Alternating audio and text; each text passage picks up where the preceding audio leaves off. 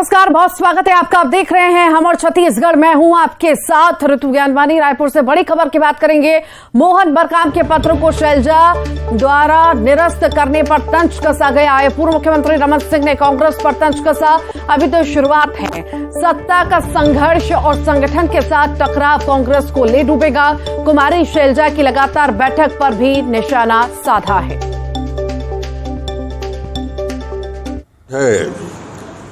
आने वाले समय में सत्ता का संघर्ष और संगठन के साथ टकराव कांग्रेस को ले डूबेगा। ये अचानक बैठकों का दौर भी जारी हो गया। कल एक बैठक हुई दिन भर, आज भी गुप्त बैठक चल रही है कांग्रेस में। कितने भी गुप्त बैठक ले लें, मगर जो विभाजन की रेखा खींच गई है वो आगे बढ़ेगी। अमित शाह ने चुनावी संकनाद कर दिया जिस तरीके से बहुत बड़ा उत्साह का वातावरण बना है। शानदार कार्यक्रम था और कार्यकर्ताओं में जोश भर के गए हैं और ये माने कि अभियान की शुरुआत हो गई। तो रमन सिंह को आप सुन रहे थे, पूर्व मुख्यमंत्री को आप सुन रहे थे। बता दें आपको, मोहन मरकाम के पत्र को शैलजा द्वारा निरस्त कर दिया गया। इस पर ही पूर्व मुख्यमंत्री रमन सिंह तंज कस रहे थे। उन्होंने कांग्रेस पर तंज कसा, कहा अभी तो शुरुआत है। सत्ता का संघर्ष और संगठन के साथ टकराव कांग्रेस को ले डूबेगा। कुमारी शैलजा की लगातार बैठक पर भी निशाना साधा है रमन सिंह ने।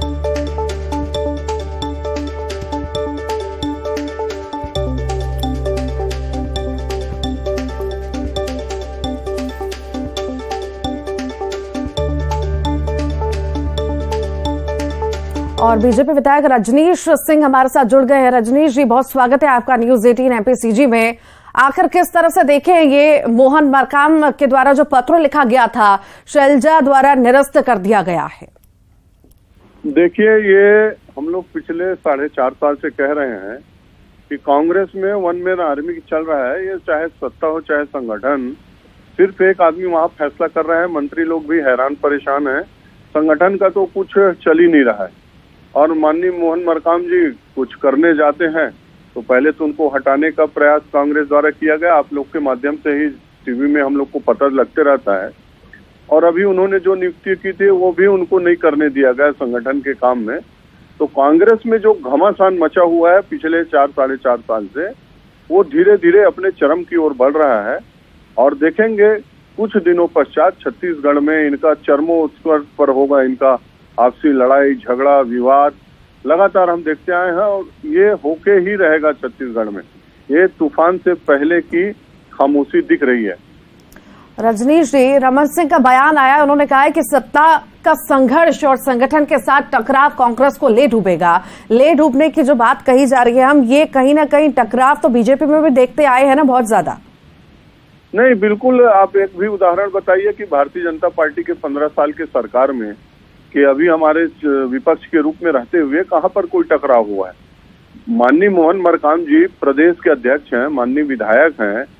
विधानसभा में वो घोटाला हो रहा है, बंदरबाट हो रहा है, डीएमएफ फंड में करके बात उठाते हैं और सदन के उच्च कमेटी से जांच करने की मांग करते हैं। ये अभी की बात नहीं है, 4 महीने जब मार्च का बजट सेशन हो रहा था तब है। तो जो प्रदेश का अध्यक्ष है, जो संगठन को और सरकार की जो योजनाओं को, फ्लैगशिप योजनाओं को जो आगे लेकर जाते हैं, वो वहां का जो अध्यक्ष है वो विधानसभा में बोलता है। और ये जवाब ले लेते हैं रजनीश जी। अमित श्रीवास्तव हमारे साथ कांग्रेस से जुड़ गए। अमित जी, बहुत स्वागत है आपका न्यूज 18 एमपीसीजी में। रमन सिंह का बयान आया है, उन्होंने कहा कि आखिर मोहन मरकाम का पत्र जो उसको दरकिनार कर दिया गया शैलजा द्वारा, आखिर सत्ता का संघर्ष और संगठन के साथ टकराव जो है कांग्रेस को ले डूबेगा। किस तरह से देखते हैं आप? जी, मुझे लगता है कि छत्तीसगढ़ की जनता ने जिन्हें सत्ता से रिमूव कर दिया था, आजकल भारतीय जनता पार्टी के वरिष्ठ नेता क्या ज्योतिष बन गए हैं। आजकल कोई नया काम चालू कर दिए हैं कि भविष्य वक्ता बन के वो दूसरी पार्टियों का भविष्य बता रहे हैं। मुझे लगता है कि ज्यादा बेहतर होता कि वो अपने पार्टी का भविष्य देखें। जो पार्टी 2021 में 2018 में 21 राज्यों में थी, आज सिमट के 14 राज्यों में हो गई है। और हिमाचल और कर्नाटक के बाद जो जनता ने संदेश दिया है कि जुमलेबाज पार्टी अब नहीं चलेगी, तो मुझे लगता है ज्यादा बेहतर होता कि वो अपने पार्टी की ज्यादा चिंता करें। हमारी पार्टी में क्या हो रहा है वो हम देख लेंगे और जनता का प्यार और आशीर्वाद निश्चित तौर पे हमारे साथ है। और मैं आपके माध्यम से कहना चाहता हूं कि जो प्यार और जनता का आशीर्वाद मिल रहा है, आप देखिए कि छत्तीसगढ़ में भी पुनः कांग्रेस की सरकार प्रचंड बहुमत से बनेगी, राजस्थान में भी बनेगी और पुनः हम मध्य प्रदेश में भी पुनः सरकार बनाएंगे, क्योंकि चुनी हुई सरकारों को जिस प्रकार से इन्होंने गिरा के अपनी सरकार बनाने का जो प्रयास किया था और लोकतंत्र को जो कलंकित करने का काम किया था, देश की जनता कह रही है कि इस लोकतंत्र में हत्या निरंतर जारी है और बीजेपी लोकतंत्र की हत्यारी है। ठीक, बहुत बहुत शुक्रिया अमित जी, रजनीश जी, आपका हमारे साथ जुड़ने के लिए। पटना में विपक्ष की बैठक पर अमित शाह बोले हैं। आज पटना में एक फोटो सेशन चल रहा है। सारे विपक्ष के नेता एक मंच पर आ रहे हैं, संदेश देना चाहते हैं कि हम बीजेपी और मोदी को चुनौती देंगे। विपक्ष के नेताओं को कहना चाहता हूं कि कितने भी हाथ मिला लो, आप एक साथ नहीं आ सकते, और आ भी गए तो 2024 में मोदी जी का 300 से ज्यादा सीटों के साथ आना तय है।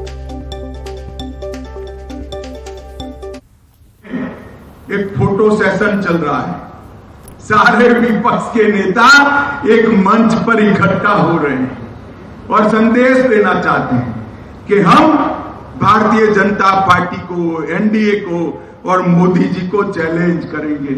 मैं सारे विपक्ष के नेताओं को एक कहना चाहता हूं, कितने भी हाथ मिला लो, आपकी एकता कभी संभव नहीं है, और हो भी गई तो कितने भी इकट्ठा होकर जनता के सामने आ जाइए। 2024 में 300 से ज्यादा सीटों के साथ नरेंद्र मोदी जी का प्रधानमंत्री बनना। बिहार के पटना पहुंचे कांग्रेस के पूर्व अध्यक्ष राहुल गांधी ने एमपी, छत्तीसगढ़, राजस्थान और तेलंगाना में कांग्रेस की सरकार बनने का दावा किया है। पटना में सदाकत आश्रम में पार्टी कार्यकर्ताओं को संबोधित करते हुए राहुल गांधी ने कहा कि जब हम कर्नाटक में एकजुट होकर चुनाव लड़े तो वहां बीजेपी की हार हुई। इसी तरह हम तेलंगाना, एमपी, छत्तीसगढ़, राजस्थान में बीजेपी को हराएंगे और कांग्रेस की सरकार बनाएंगे। पटना में आयोजित विपक्षी दलों की बैठक से पहले राहुल गांधी ने सदाकत आश्रम में पार्टी की रैली को संबोधित किया और कहा कि एकजुट होकर बीजेपी को हराएंगे। पे देश के सब ऑपोजिशन की पार्टियां आई हैं, एक साथ मिलकर हम बीजेपी को हराने जा रहे हैं। आपने देखा होगा कर्नाटक में बीजेपी के नेताओं ने बहुत लंबे भाषण किए, हर कोने में घूम लिए, और नतीजा आपको दिख गया कर्नाटक में क्या हुआ। तो बीजेपी कह रही थी कि उनकी बहुत भारी जीत होगी, और नतीजा आपने देख लिया। जैसे ही कांग्रेस पार्टी एक साथ खड़ी हो गई, वैसे कर्नाटक में बीजेपी गायब हो गई। और मैं आपको इस स्टेज से कह रहा हूं, तेलंगाना में, मध्य प्रदेश में, छत्तीसगढ़ में, राजस्थान में आपको बीजेपी नहीं दिखाई देगी, कांग्रेस पार्टी जीत के दिखाएगी। क्यों? क्योंकि हम गरीबों के साथ खड़े हैं। नियमितीकरण की मांग को लेकर संविदा कर्मचारियों का 40 दिनों की रथ यात्रा का आज समापन हो रहा है। रायपुर के दूता धरना स्थल पर प्रदेश भर से बड़ी संख्या में संविदा कर्मचारी पहुंचे हैं। संविदा कर्मचारियों ने चेतावनी देते हुए कहा कि नियमितीकरण की मांग नहीं मानी गई तो अनिश्चितकालीन आंदोलन करेंगे।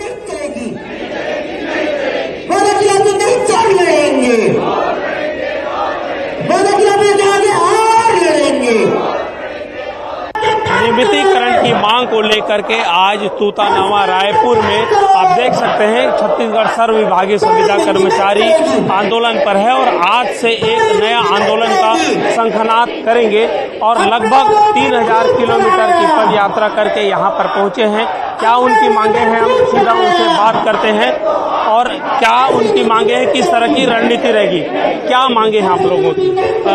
2018 को कांग्रेस सरकार के जनघोषणा पत्र पर नियमितीकरण का वादा किया गया था। 4.5 साल पश्चात भी सरकार नियमितीकरण के वादे को अधूरा रखी है। हम सभी सर्वविभागीय संविदा कर्मचारी महासंघ के 50,000 संविदा कर्मचारी और उनका परिवार हमारे काका से, हमारे सरकार से निवेदन करते हैं, अपील करते हैं कि 4.5 साल बीत गए हैं, आप हमारी मांगों को संज्ञान में लें। आप अगर हमारी मांगों को अनदेखा करेंगे, आप हमारे मंच पे आके हमारी हमारी मांगों को अनदेखा करेंगे तो निश्चित रूप से संविदा कर्मचारियों में निराशा जाएगी, जिसकी वजह से हम उग्र आंदोलन करेंगे, अनिश्चित आंदोलन करेंगे, जिसकी संपूर्ण जिम्मेदारी सरकार की होगी। देखिए, ये सारा मतलब जो माहौल बनाया जा रहा है सरकार द्वारा संवाद न करने की स्थिति के कारण ऐसी मतलब स्थिति बन रही है। हम लोगों ने पिछले बार कौशल्या माता मंदिर का एक पद यात्रा भी निकाला था नवंबर 2022 में, उसके बाद 5 दिवसीय हड़ताल भी थी। उसके पश्चात भी अभी तक किसी भी प्रकार की सरकार से संवाद की स्थिति निर्मित नहीं हुई है। सर, डर तो बना रहता है क्योंकि संविदा नौकरी है, इसमें ना जॉब सिक्योरिटी है, ना ही हमको रेगुलर वालों की तरह कोई मतलब सुविधाएं मिलती हैं, तो इसलिए खतरा बना रहता है क्योंकि हमारे अधिकारी भी हमसे काम लेते हैं और ज्यादातर संविदा कर्मचारी ही हैं, तो उनके ऊपर दबाव डालकर ही काम कराया जाता है। तो हम आधे से ज्यादा संविदा कर्मचारी तो डर के मारे ही काम करते हैं कि कब नौकरी से निकाल दिया जाए। शिक्षा हो या फिर स्वास्थ्य विभाग, तमाम विभागों में लगभग 68 से अधिक विभागों में ये कर्मचारी काम करते हैं, लेकिन इनकी नौकरी स्थायी नहीं है और ये नौकरी जाने का खतरा है। साथ ही साथ नियमितीकरण की मांग को लेकर के लगातार आंदोलन कर रहे हैं। अब इनकी यात्रा है तूता पहुंची है और आज से हो सकता है इन्हें ठोस आश्वासन नहीं मिला तो ये कर्मचारी अनिश्चितकालीन आंदोलन पर चले जाएं। कैमरा पर्सन सुशील के साथ युगल तिवारी, न्यूज़ 18 रायपुर, छत्तीसगढ़। बीजापुर से बड़ी खबर की बात करेंगे। 13 गांवों में दस्त का कहर देखने को मिल रहा है। 300 लोग इलाज कराने पहुंचे अस्पताल। फरसेगुड़ा उप स्वास्थ्य केंद्र में जगह की कमी है। बालक आश्रम में मरीजों का इलाज किया जा रहा है। कई मरीजों को कुटरू अस्पताल रेफर किया गया। बुखार, मलेरिया, बीपी, शुगर की शिकायत मिल रही है। और ज्यादा जानकारी के लिए हमारे साथ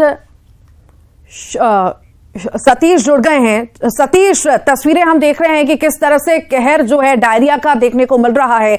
आखिर ऐसी स्थिति कैसे उत्पन्न हुई, कैसे ये बच्चे, बुजुर्ग ये सब बीमार हुए हैं और अभी क्या अपडेट है इस मामले में?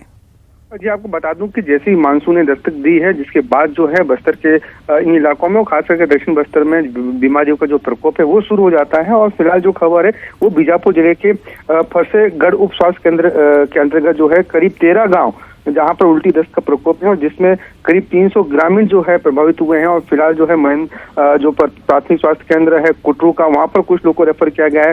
फरसेगढ़ उप स्वास्थ्य केंद्र, वहां पर कुछ लोग का इलाज चल रहा है क्योंकि संख्या ज्यादा होने के कारण कुछ लोगों का जो है आश्रम, अन्य जो है सरकारी संस्थाओं में वहां पर इलाज किया जा रहा है। और लगातार जो है वहाँ के बीएमओ है, सिविल सर्जन है, वहाँ के लगातार जो है उस इलाके में डॉक्टरों की टीम भेज रहे हैं और लगातार जो है ग्रामीणों का इलाज हो रहा है। हालांकि अभी सबकी स्थिति जो है काफी अच्छी बताई जा रही है, लेकिन चिंता का विषय यह है कि उस इलाके में जो इलाका जो पहुंचहीन है, उन इलाकों की जो स्थिति काफी गंभीर बनी हुई है। जहां डॉक्टर की टीम जा रही है वहां तो इलाज चल रहा है, लेकिन एक ऐसा इलाका भी है जहां पर डॉक्टर नहीं पहुंच पा रहे हैं, जहां पर सूचनाएं नहीं मिल पा रही है। उन इलाकों की स्थिति काफी गंभीर है। जी ठीक, बहुत बहुत शुक्रिया सतीश।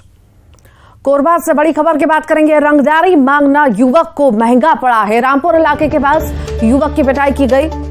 बालको मार्ग पर युवक ने पहले कार को रोका। कार सवार से युवक पैसे की मांग करने लगा। कार सवार लोगों ने युवक की जमकर पिटाई भी की। नशे में धुत था आरोपी युवक। ज्यादा जानकारी के लिए अब्दुल असलम हमारे साथ जुड़ गए हैं। अब्दुल, क्या है पूरा मामला, बताइए।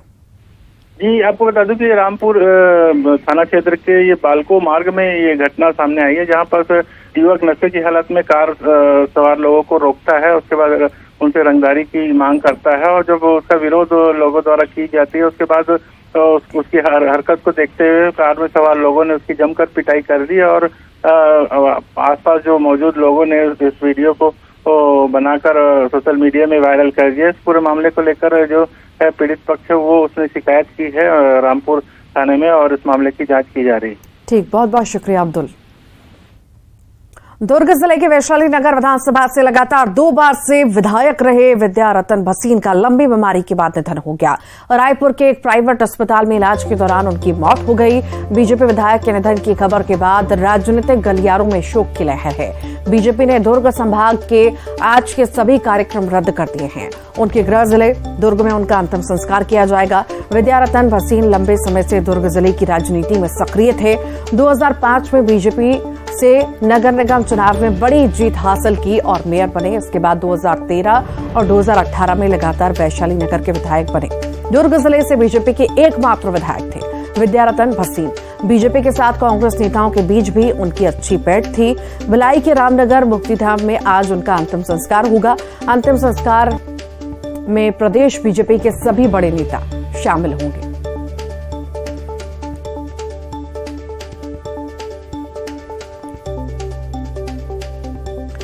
तो नम आंखों से विदाई जो है दी जा रही है। आज अंतिम संस्कार होगा।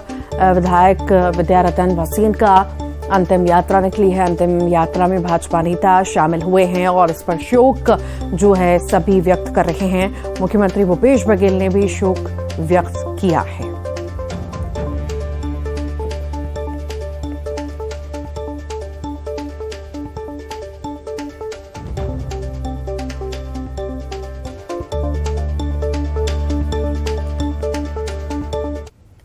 और आइए अब देखेंगे सिटी टॉप 20।